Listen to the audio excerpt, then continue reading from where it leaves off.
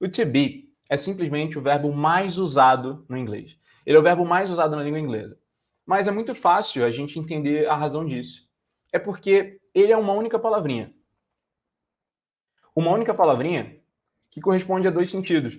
Ele funciona tanto como ser quanto estar. Essa palavrinha tão simples, be, corresponde ao sentido do ser. Eu sou brasileiro. Eu sou teacher. Eu sou seu amigo. Quanto o estar. Eu estou em casa. Eu estou com fome. I'm hungry, estou com fome. Eu estou com o meu time aqui. Então ele vale para os dois. Então isso já é uma razão muito boa para a gente estudar ele primeiro. Assim, ele é o verbo mais usado no inglês e a gente consegue perceber o quanto que é simples a gente trabalhar com ele. É porque foi uma bagunça tão louca, tanta coisa louca que a gente tinha na escola com esse CB, que a gente chegava na hora da prova e nem sabia o que era direito. Mas isso não vai acontecer mais. Então vamos junto. Olha como esse cara é importante pra gente. Ser ou estar. Tamo junto, né? Vamos pensar que a forma original dele é essa primeira, de duas letrinhas que a gente viu aqui. Só que aí quando a gente começa a usar essa palavra, quando a gente começa a usar o verbo combinando com a informação mesmo, tipo, eu sou brasileiro, quando a gente coloca ele em prática, acontece um fenômeno incrível, que a gente chama de conjugar. Mas antes que você vá embora, antes que você ache que essa aula vai ser só gramática ou que nada vai dar certo, cola comigo.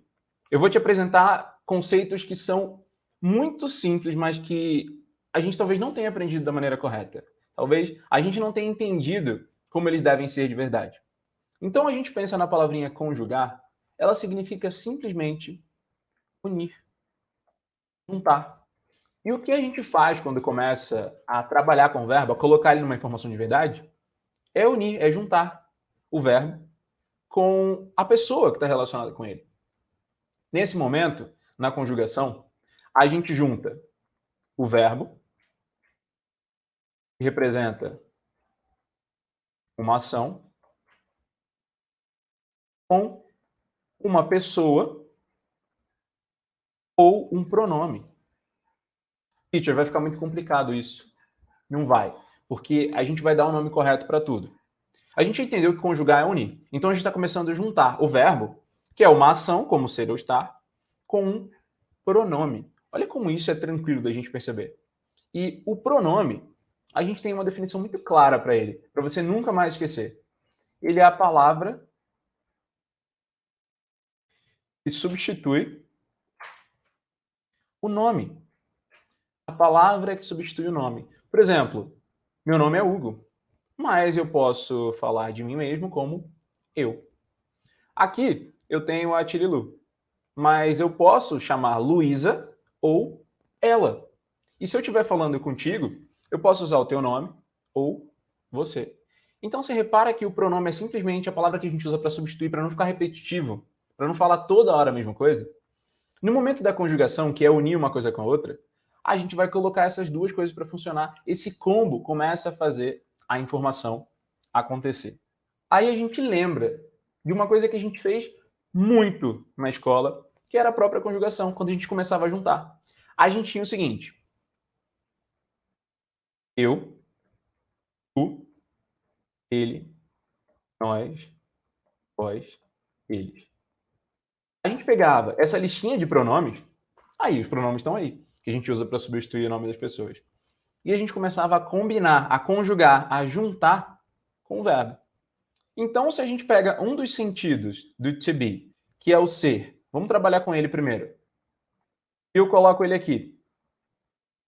Você concorda comigo que no momento que a gente começa a fazer esse combo, no momento que a gente começa a juntar, ele vai mudando a forma?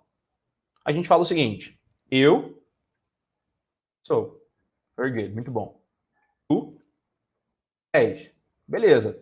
Aí tudo bem. So far, so good. Ele é. Caraca. Olha que loucura a língua portuguesa. É surreal isso. Porque olha o que acontece. A forma original do verbo é o ser. Só que quando eu começo a juntar, a gente tem aqui, ó, sou, depois és, E depois, uma palavrinha que era de 3 letras se transformou numa palavra de uma única letra com acento. Insane. Isso é louco demais. Ou seja, cada um tem uma forma específica para combinar com o pronome. No momento que a gente junta, ele começa a fazer sentido. É assim que a gente se entende, todo mundo conversa assim. Se você chega para alguém e fala eu ser, não funciona. Tu ser também não. Ele ser, muito menos.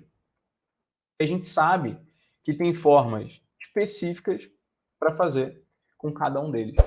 É aí que fica bonito, é aí que começa a funcionar. E se isso é tão tranquilo para a gente, no português, vai ser igualmente tranquilo no inglês, porque o to be se comporta exatamente da mesma forma. Então, é isso que eu sempre falo para os mentorados. Tem duas razões muito simples e muito importantes para a gente sempre começar pelo to be, para a gente entender ele antes de qualquer coisa. Primeiro, ele é o verbo mais usado na língua inglesa, porque ele carrega dentro dele dois sentidos: ser e estar. Só isso já é incrivelmente importante. No segundo momento, ele é o único verbo na língua inglesa que é igual ao português no quesito conjugação, na hora de fazer esse combo, na hora de juntar, porque ele é o único verbo que muda a forma, exatamente como a gente mudou aqui no português. Pronto. Só com o que a gente tem aqui, pelo menos do que eu me lembro da escola, já é completamente diferente de tudo que a gente via. A gente simplesmente decorava, tentava copiar uma forma e colar depois, e a gente não entendia de verdade como que a gente tinha que fazer.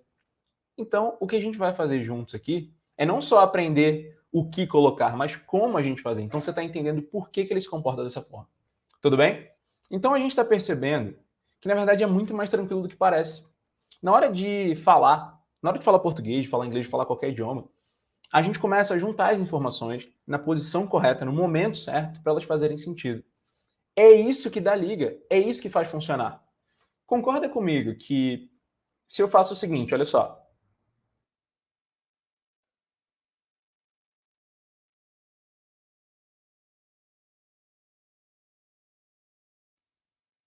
Se eu simplesmente pego um monte de palavra que eu conheço, eu simplesmente pego um monte de vocabulário e eu saio colocando de qualquer jeito, não faz sentido nenhum. It doesn't make any sense. Não faz nenhum sentido. Eu coloco uma palavra que eu conheço muito bem, sapo. Depois casa. Depois pizza. Depois foi. Todas elas eu domino. Mas eu não consigo fazer nada, eu não consigo estabelecer nenhuma comunicação que faz sentido. Porque eu não sei o que fazer com ela. Então, é mais uma das razões que eu sempre falo para os mentorados, para os alunos do curso online, que não adianta a gente ter uma preocupação absurda em ficar acumulando, decorando vocabulário. Isso não te ajuda de forma alguma se você não sabe o que fazer com essas palavras. Então é isso que é muito importante. A gente conseguir encaixar essa informação na posição correta. Então a gente já viu que isso aqui não faz sentido nenhum. Eu vou deixar aqui como uma referência para você se lembrar de que vocabulário sozinho não faz nada. Absolutamente nada. Não te ajuda em nada. Você pode ter uma pronúncia incrível, você pode lembrar de 10 mil palavras, mas se você não sabe como juntar, você não sabe se comunicar no idioma. Você não é independente. Não adianta. É isso que a gente precisa aqui. Se comunicar com independência, com liberdade. É isso que a gente está fazendo juntos agora. O vocabulário sozinho não faz nada. Isso aqui é muito importante para a gente. Seguinte. A gente viu que a gente está juntando, unindo. Conjugar é isso. É colocar uma coisa junto com a outra.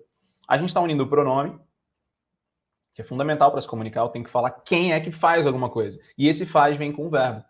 Da mesma forma que a gente faz assim, simples, natural em português, a gente vai fazer in English com o to be. Então, olha que coisa incrível para a gente usar. Esses mesmos pronomes que eu tenho em português, eu vou trazer para o inglês. Então, a gente vai ter I, you. Aqui na terceira pessoa, né, na contagem ali, 1, 2, 3, a gente tem o masculino he, o feminino she e a forma neutra it. A gente vai entender para que ela é usada. Depois, we, you, they.